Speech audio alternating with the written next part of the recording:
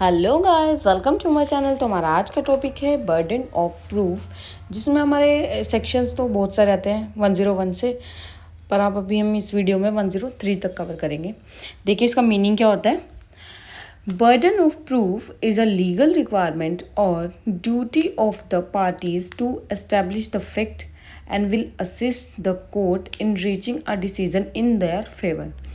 कि किसी भी चीज़ के लिए, मान लो किसी को कोई प्रॉब्लम है, उस चीज़ के लिए किसी ने किसी को कोई धोखा दे दिया, कोई breach of trust, breach of contract, कुछ भी हुआ है उसके साथ, तो उसके बेसिस पे वो कोर्ट में पहुंचता है, कोर्ट को अप्रोच करता है कोई पर्सन, मतलब डिफेंडेंट लगा सकते हो। तो वो पर्सन कोर्ट को अप्रोच कर रहा है कि मेरी तरफ से मैं ये है, तो वो प्रूफ कोर्ट में प्रूव करेगा कि मेरे साथ ये धोखा हुआ है या फिर मेरे साथ ये ऐसा ब्रीच हुआ है। तो वो अपनी बात को प्रूव करने के लिए जो भी एविडेंस रखेगा, तो बर्डन ऑफ प्रूफ उस पर लाई करेगा। तो ये इसका मीनिंग है कि जो एक पर्सन को कोर्ट में अप्रोच करने के बाद, मतलब उसको लीगल रिक्वायरमेंट्स किसी भी तरीके से फुलफिल करनी पड़ती है। ठीक है, अब हमारे पास देखिए हमारा सेक्शन आगे, सेक्शन 101। सेक्शन 101 ये है इनिशियल स्टेज होती है, यूजुअली प्राइमरी स्टेज, कि जब एक पर्सन मतलब फॉर द फर्स्ट टाइम कि कोर्ट में अप्रोच करे किसी भी केस के लिए। ठीक है, देखिए primary, permanent and non shifting in nature. अब कोई भी केस लड़ने के लिए पहली बार कोर्ट में जा रहा है तो वो शिफ्टिंग तो हो नहीं सकता। ये तो कहेगा नहीं उसके भी आप पे कोई और केस में जाके लड़ ले, भाई धोखा तो तेरे साथ हुआ तो तेरे को ही लड़ना पड़ेगा। ब्रीच जिसके साथ हुआ है या फिर कुछ भी हुआ है, डोवरी या फिर जिसके साथ भी कुछ होता है। उसके बाद whoever wants the court to give decision in his favor must prove that those facts exist। कि जो भी कोर्ट में उसने प्रूफ के तौर पे कुछ भी दिया है, वो चाहता है कि आप उसके फेवर में डिसीजन हो, तो उसको जो भी उसने दिया है, कोई भी केस डाला है, तो उसके तौर पे उसको एविडेंस मतलब फैक्ट्स के तौर पे शो करने पड़ेंगे। ये मतलब इसका मेन मीनिंग है सेक्शन 101। देखिए इसको केस स्टडी के हेल्प से बताती हूँ। नगर परिषद रत्नागिरी वर्सेस गंगाराम नारायण अंबेडकर 2020। इसमें क्या था, जो इनिशियल बर्डन था, initial burden is always on the plaintiff, की प्लेंटिफ के ऊपर होता है। क्योंकि क्यों डिफेंडेंट उसके साथ करता है प्लेंटिफ के साथ, तो प्लेंटिफ ही अप्रोच करता है कोर्ट को किसी केस को लेकर, to substantiate his cause with adequate pleadings and evidence.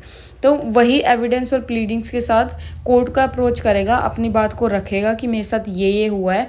तो कोर्ट उस बात को फिर फैक्ट्स को देखेगी कि एग्जिस्ट करता है या नहीं है, उन चीज़ को प्रूव करवाएगी। कोई भी प्री एग्जामिनेशन होगा, कोई भी इन्वेस्टिगेशन होगा, सब चीज़ चेक की जाएंगी। और यूजुअली ये प्लेंटिफ ही करता है, मतलब अगेंस्ट डिफेंडेंट। अब है हमारा सेक्शन 102। देखिए सेक्शन 102 क्या कहता है। बर्डन ऑफ प्रूफ हैज़, मतलब इसके दो तरीके से हो सकता है कि जो बर्डन ऑफ प्रूफ है, या तो वो एस्टेब्लिश कर दे गिल्ट, ठीक है, कि गिल्टी के लिए। उसके बाद BOP मतलब burden of proof as a matter of adducing evidence, या फिर वो कोर्ट में सफिशिएंट एविडेंस प्रूव के तौर पे दे कि मेरे साथ ये हुआ है, इसके ये फैक्ट्स एग्जिस्ट करते हैं, वो कोर्ट को ये सब दिखाए। तो ये क्या कहते हैं, section 102 states that owners of proof और टर्न ऑफ, मतलब किसके ऊपर लाइबिलिटी आ रही है, किसका नंबर आ रहा है एविडेंस देने का, किसके ऊपर लाइबिलिटी है कि वो evidence they, lies upon party who would fail it and fall no evidence is given from either side and who has burden of proof of giving evidence at a particular point of time। कि एक case के लिए जैसे कोई plaintiff है, court को approach कर रहा है कि बर्डन ऑफ प्रूफ किसके ऊपर लाई कर रहा है, क्या पॉइंट है। ठीक है, अब देखिए हमारा इसका पॉइंट सेक्शन 103 क्या कहता है। सेक्शन 103 कहता है BOP of a particular fact will lie upon that person who wishes the court to believe that and to act upon his existence, and party wishes court to believe that his opponent made an admission and he must prove the fact of evidence।